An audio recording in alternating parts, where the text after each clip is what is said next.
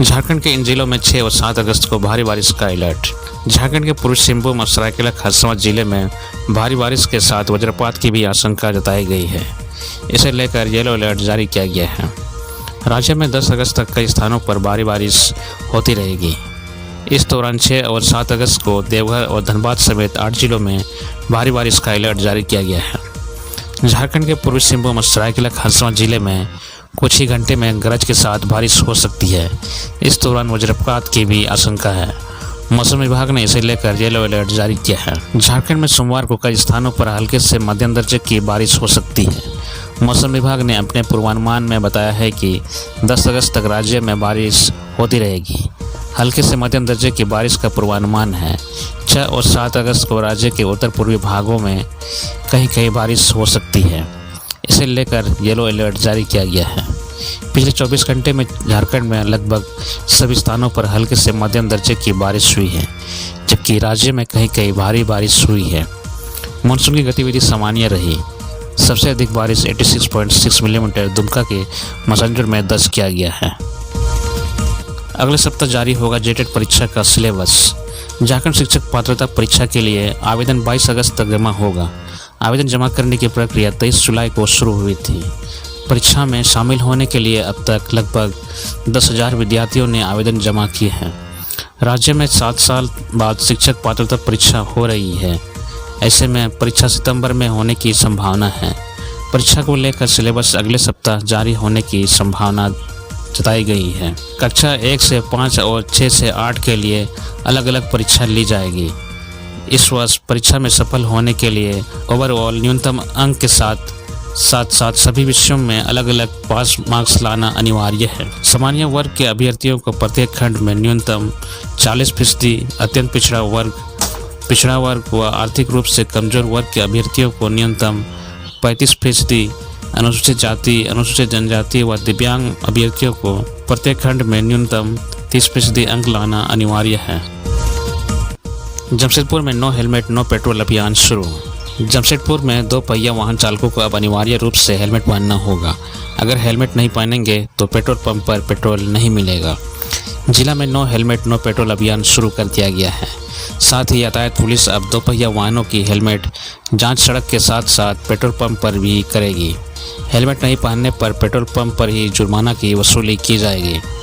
हाल के दिनों में सड़क दुर्घटना में हुई मौत, खासकर युवाओं की मौत की घटनाओं में बढ़ोतरी के बाद एसएसपी किशोर ने इस अभियान की पहल की है। इसमें जिला के सामाजिक संगठनों को शामिल किया गया ताकि अभियान का संचालन कारगर तरीके से किया जा सके। युवाओं को अभियान से जोड़ने के लिए जमशेदपुर करीम सिटी कॉलेज में रोटरी क्लब ऑफ जमशेदपुर की ओर से सड़क सुरक्षा पर सेमिनार का आयोजन किया गया। मौके पर एसएसपी ने युवाओं को सड़क सुरक्षा की जानकारी दी है। सेमिनार में एसएसपी किशोर कौशल ने कहा, सड़क सुरक्षा के नियमों का अनुपालन करते हुए वाहनों का परिचालन करें। 2 पहिया वाहन चलाते हैं तो चालक व सवार दोनों ही हेलमेट पहनें। 4 पहिया वाहन चलाते समय सीट बेल्ट का प्रयोग हर हाल में करें। अभिभावक अपने नाबालिग बच्चों को वाहन कतई न सौंपें। जांच के दौरान अगर नाबालिग पकड़ में आता है तो उसके खिलाफ मोटर वाहन अधिनियम के तहत काफ़ी सख्त कार्रवाई का प्रावधान है। 25,000 रुपये का आर्थिक जुर्माना के साथ साथ नाबालिग का ड्राइविंग लाइसेंस 25 साल की आयु तक नहीं बनेगा। अभिभावक का लाइसेंस भी निलंबित किया जाएगा और उनके खिलाफ भी कार्रवाई की जाएगी। एसएसपी ने कहा कि अगर शराब पीकर वाहन चलाते हुए पकड़े जाएंगे तो उनका ड्राइविंग लाइसेंस निलंबित कर दिया जाएगा। भारत ओलंपिक हॉकी के सेमीफाइनल में ब्रिटेन को पेनल्टी शूटआउट में 4-2 से हराया। पेरिस ओलंपिक में भारतीय हॉकी टीम सेमीफाइनल में पहुंच गई है। क्वार्टर फाइनल मुकाबले में इंडिया ने ब्रिटेन को पेनल्टी शूटआउट में 4-2 से हरा दिया। फुल टाइम मैच में दोनों टीमों का स्कोर 1-1 से बराबर था। शूटआउट में भारत ने लगातार 4 गोल किए। ब्रिटेन की टीम सिर्फ 2 गोल कर पाई। भारतीय गोलकीपर श्रेयस जीत के हीरो रहे, जिन्होंने शूटआउट में 2 गोल बचाए। इस पूरे मैच में उन्होंने 11 पेनल्टी कॉर्नर सेव किए हैं। अब सेमीफाइनल में भारत का मुकाबला जर्मनी और अर्जेंटीना की विजेता से 6 अगस्त को होगा। भारतीय टीम की यह जीत इसलिए भी अहम है क्योंकि यह टीम सिर्फ 10 खिलाड़ियों से खेल रही थी। 60 मिनट के खेल में 48 मिनट भारतीय डिफेंडर अमित रोहिदास मैच से बाहर रहे। उन्हें रेफरी ने 12वें मिनट में रेड कार्ड दिया था। हालांकि रेफरी का यह फैसला विवादों में आ गया। पूर्व भारतीय ओलंपियन युवराज सिंह ने कहा कि इस फाउल के लिए येलो कार्ड देना ही काफ़ी था।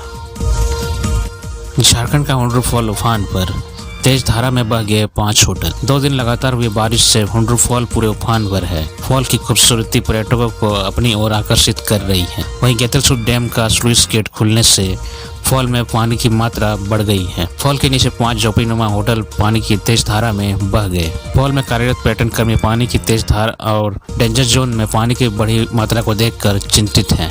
इस संबंध में झारखंड पर्यटन सुरक्षा समिति के अध्यक्ष राजकिशोर प्रसाद ने बताया कि हुंड्रू फॉल, जुना फॉल और सीता फॉल में बरसात के समय पानी का बहाव तेज रहता है। डेंजर जोन में हमेशा खतरा बना रहता है। कभी अप्रिय घटना से पर्यटकों को बचाने के लिए जीवन रक्षक दल के सदस्य लाइफ जैकेट पहनकर हमेशा तैनात रहते हैं।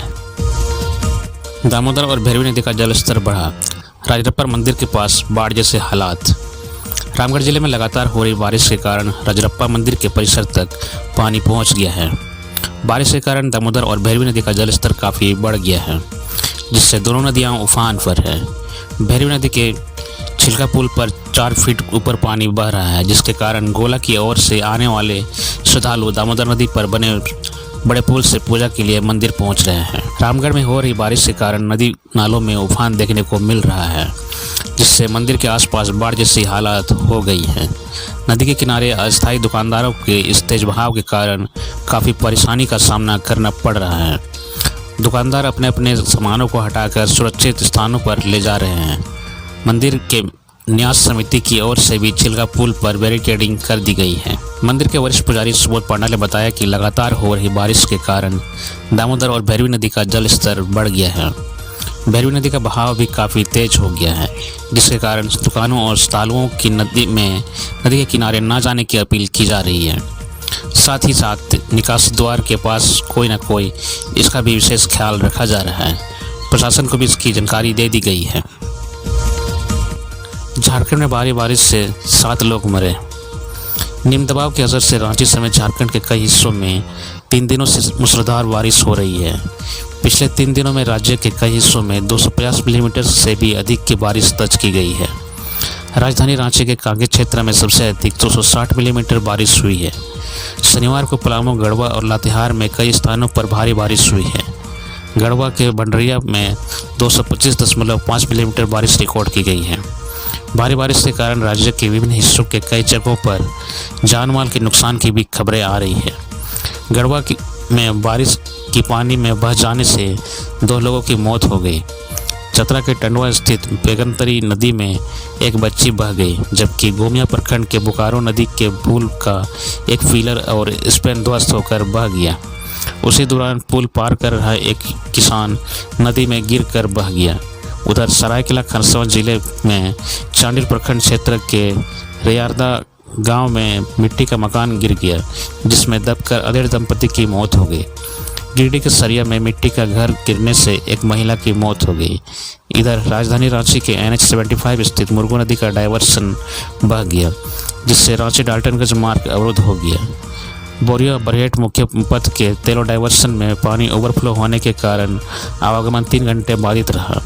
वहीं राज्य के कई हिस्सों में पुलिया बहने की सूचना है। संताल परगना के कई जिलों में घरों में बारिश का पानी घुस गया है। देवघर आ रहे कांवड़िये के सड़क हादसे में मौत, एक श्रद्धालु घायल। बाबाधाम में देवघर में जल चढ़ाने के लिए जा रहे कांवड़िये के सड़क हादसे में मौत हो गई। घटना भागलपुर की है। यह एक कंटेनर की चपेट में आकर बाइक सवार कांवड़िये की मौत की सूचना मिली है। वहीं इस हादसे में एक अन्य श्रद्धालु घायल हो गया है, जिसे इलाज के लिए अस्पताल में भर्ती कराया गया है। घटना साबुर थाना क्षेत्र के बंसी टिकर के निकट हुई है। दोनों मृतक आपस में जीजा और साला बताए जा रहे हैं। मिली खबर के मुताबिक बाइक पर सवार होकर 2 श्रद्धालु बाबाधाम देवघर जा रहे थे। भागलपुर में बंसी टिकर ब्रेकर के पास अचानक एक कंटेनर की चपेट में बाइक सवार आ गए। कंटेनर ने बाइक में पीछे से टक्कर मार दी। इस हादसे में सिलीगुड़ी राजगंज थाना क्षेत्र के सागर ग्वाला की मौत मौके पर ही हो गई। वहीं कटिहार के गिड़ाबाड़ी निवासी सौरभ कुमार घायल हो गए। इनको इलाज के लिए हॉस्पिटल में एडमिट कर दिया गया है। Advocate Gopal Krishna murder case में मुख्य आरोपी गिरफ्तार, सहयोगी भागने में रहा सफल। Advocate Gopal Krishna murder case में रांची पुलिस को कामयाबी मिली है। हत्याकांड के मुख्य आरोपी को पुलिस ने गिरफ्तार कर लिया है। वहीं आरोपी का सहयोगी भागने में सफल रहा है। पुलिस के अनुसार गिरफ्तार मुख्य आरोपी का नाम रोशन है और इसकी गिरफ्तारी अनगढ़ थाना क्षेत्र से की गई है।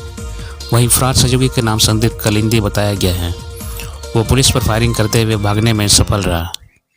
इस बीच अपराधियों और पुलिस के बीच मुठभेड़ होने की भी खबर है। पुलिस सूत्रों से मिली जानकारी के अनुसार कोतवाली डीएसपी के नेतृत्व में पुलिस की टीम जब अपराधियों को पकड़ने के लिए अनगढ़ा पहुंची तो अपराधियों ने पुलिस पर फायरिंग शुरू कर दी। इसके बाद पुलिस ने जवाबी फायरिंग की। बताया जा रहा है कि रोशन मुंडा को पैर में गोली लगी है। उसे इलाज के लिए रिम्स में भर्ती कराया गया है। रोशन मुंडा को उसके साथी द्वारा की गई फायरिंग में गोली लगी है या पुलिस द्वारा जवाबी फायरिंग में गोली लगी, इस बात का पता अब तक नहीं चल पाया है। वहीं अपराधियों की गिरफ्तारी में कोतवाली डीएसपी प्रकाश सोय की भूमिका बहुत ही अहम रही। बता दें कि रांची सिविल कोर्ट के एडवोकेट गोपाल कृष्ण का शुक्रवार की सुबह चाकू मारकर मर्डर कर दिया गया था। गिरफ्तार अपराधी रोशन ने पुलिस को दिए बयान में बताया कि कुछ दिन पहले मृतक एडवोकेट गोपाल कृष्ण ने उनके साथ मामूली बात पर मारपीट की थी। बताया कि एडवोकेट पूजा करने मंदिर जा रहे थे, उसी समय वो उनसे टकरा गया। इससे गोपाल कृष्ण गुस्सा हो गए और उसके साथ मारपीट की। इससे कुछ ही देर बाद उसने गोपाल कृष्ण की चाकू से गोद कर उसकी हत्या कर दी। ये पूरी वारदात को गोपाल कृष्ण के घर के सामने ही अंजाम दिया गया। हालांकि पुलिस इसे लगातार पूछताछ कर रही है। सिमडेगा में 8 अंतर्राज्यीय पशु तस्कर गिरफ्तार। सिमडेगा पुलिस को आज एक बड़ी सफलता मिली। पुलिस ने 8 अंतर्राज्यीय पशु तस्करों को गिरफ्तार किया है। पुलिस से मिली जानकारी के अनुसार पशु तस्कर सिमडेगा उड़ीसा के रास्ते अवैध रूप से कुछ गोवंश पशुओं को रांची ले जाने की जानकारी मिली। जानकारी मिलने के बाद पुलिस ने छापेमारी दल बनाया। छापेमारी के दौरान 8 अंतर्राज्यीय पशु तस्कर गिरफ्तार किए गए। उनके साथ 4 गोवंश, 3 पिकअप वाहन और 1 पल्सर मोटरसाइकिल बरामद किया गया। गिरफ्तार अभियुक्तों ने अपनी घटना में अपनी संलिप्तता को स्वीकार कर ली है। उन्होंने बताया कि ये सभी रेकी कराते हुए 32 पशुओं को ले जा रहे थे। पुलिस छापेमारी की भनक लगते ही सभी पशुओं को गाड़ी से भगा दिए गए, जिसमें से 4 पशु बरामद किया गया। अन्य पशुओं की बरामदगी के लिए तलाशी चल रही है। पुलिस द्वारा गिरफ्तार किए गए अभियुक्तों में अजमेर भंडारी, इरशाद साय, इकरामुल हक, साकिर मीर, आजाद खान, परवेज खान, शमीश बख्श,